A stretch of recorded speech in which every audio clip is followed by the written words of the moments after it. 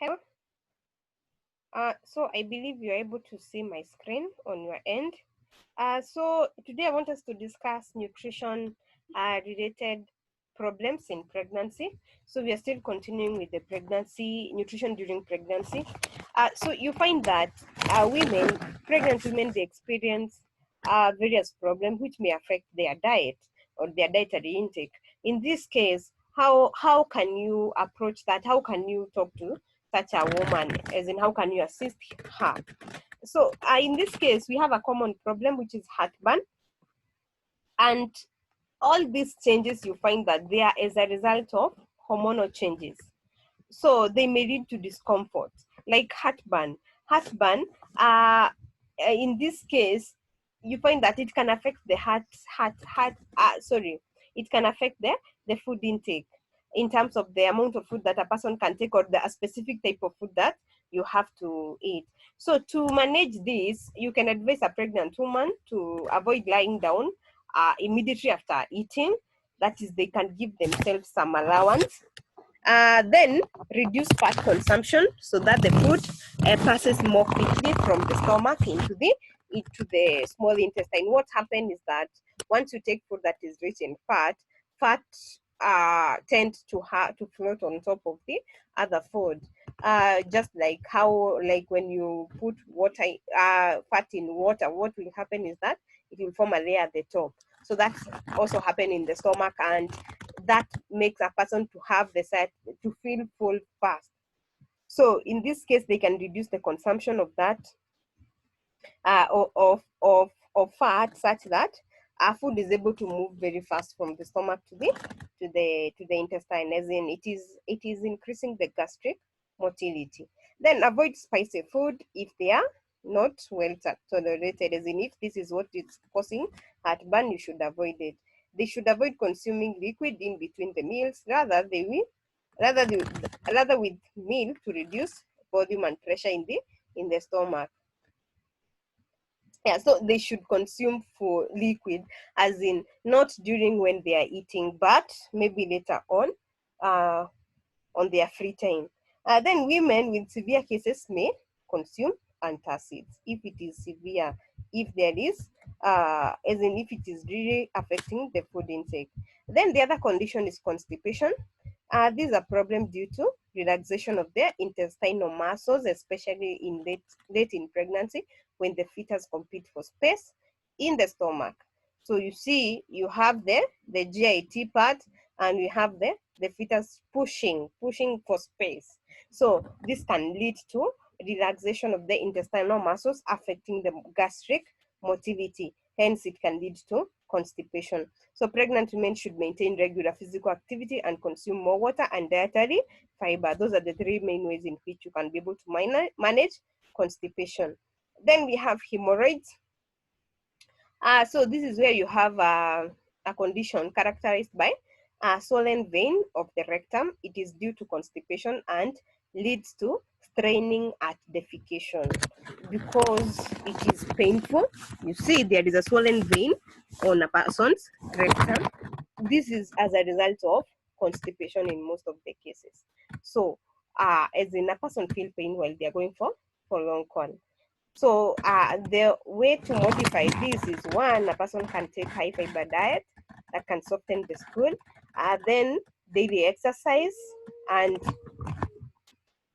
plenty of beverages. It can be the healthy ones, maybe it can be like blended juice and so on.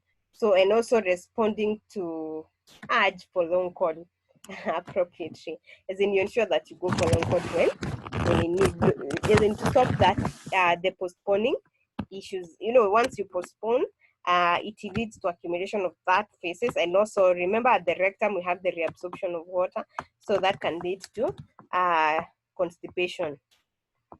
Then we have edema. Edema is another common condition which pregnant women experience. This is also due to hormonal changes, especially the estrogen and progesterone. It causes the connective tissues to retain fluids during pregnancy. The usual increase in blood volume during pregnancy also contributes to to edema. Remember we talked about the renal changes. So you find that the blood is very, very dilute, such that when it gets to the kidney, you find that water is highly excreted, or it is reduced to the nephron, that is to the glomerulus. So in this case, you find that a lot of water will be required to be reabsorbed. It can be reabsorbed back, and that can lead to, it can be reabsorbed back, and if it is not, you find that it can lead to edema. So severe edema may, however, limit physical activity in late pregnancy, and this is dangerous when accompanied by hypertension and the appearance of protein in the urine, that is the proteinuria. So in case a woman is having edema without high blood pressure or the presence of protein in the urine, that is not considered urgent, as in it is not considered like it is putting his pregnancy at risk. But if it is accompanied with high blood pressure and the presence of protein in the urine, that is supposed to be treated as hypertensive case during pregnancy, or hypertension case. So in that case, a person may be suffering from preeclampsia, that is the hypertension during pregnancy. Then the other condition is morning sicknesses. So in this case, you find in most of the pregnant women in the morning, they usually experience so very many signs and symptoms, as in so very many changes in their body. They don't feel like they want to do anything, like they just want to sleep, or they feel nausea, they want to vomit, as in some of them even they do vomit. So all this leads to, and it can affect their food intake. So for pregnant women in this case, they can avoid nauseating food such as fried and greased food. This is because of the nausea. They should cook with open window to dissipate the nauseating smells, that is the smell that is coming maybe from the spices or from the food that she's cooking. Eat dry cereals or crackers before getting out of the bed. Avoid large fluids intake in the morning, and eat small frequent meals. This is to avoid issues of weight loss. And this morning sickness, in most of the cases, this occurs during the first trimester, whereby you can find women even losing weight. Then the other condition is gestational diabetes.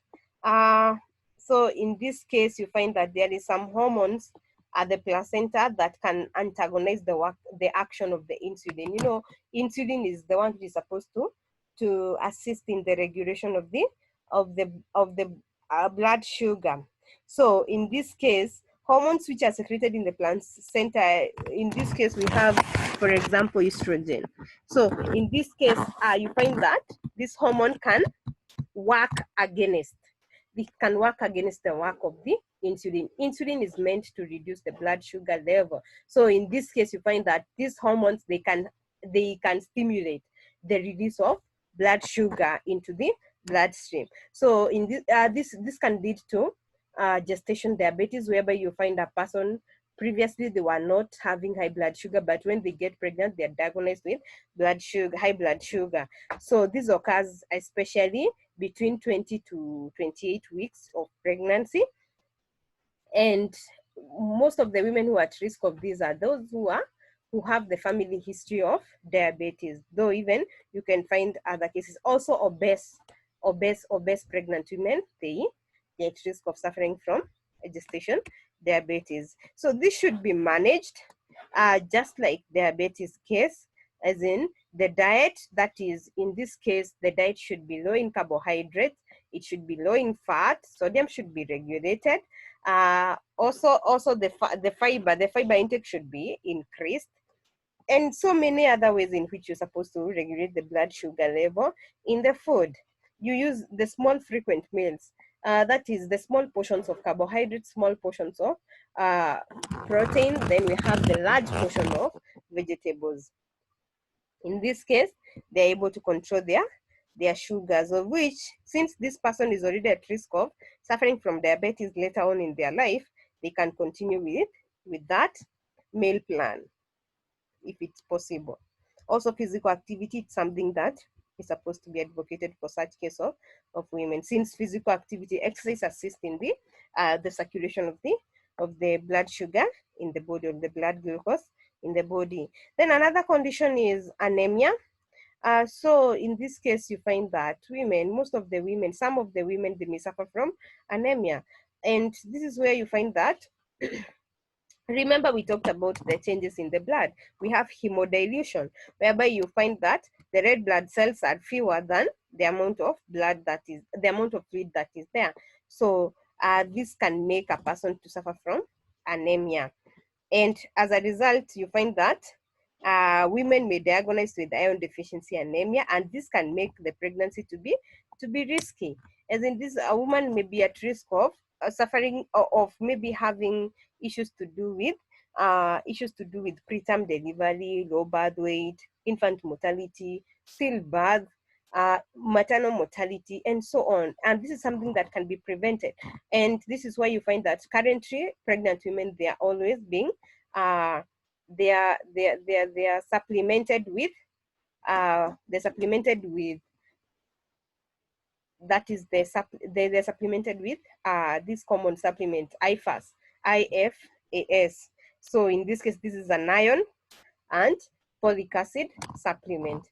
So the folic acid is to prevent the birth defects such as spinal bifida or any other neurotube defects. Yeah. So then the other problem is pregnancy-induced hypertension.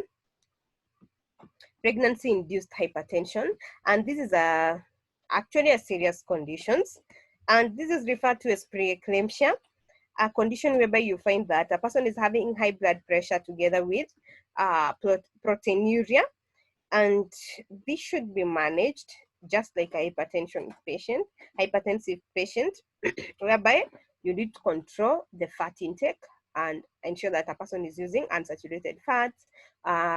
The sodium level should be controlled. That means the salt intake, whether from the normal table salt or the processed food, it should be reduced in the diet to ensure that blood pressure can be managed. And also medications is very key. Apart from that, exercise should be encouraged to such case of patient. And remember the nutrients. We have some nutrients that assist in the regulation of the blood pressure. Some of the micronutrients such as calcium. So taking of food that is rich in calcium, food that is rich in vitamin C, food that is rich in potassium, food that is rich in magnesium, it can assist in the management of the hypertension or high blood pressure. So those are just but a few conditions that women may suffer and which can be addressed nutritionally. So in this case for anemia, remember, apart from supplement, we also have dietary ways of management. Yeah, so thank you. That's it for today.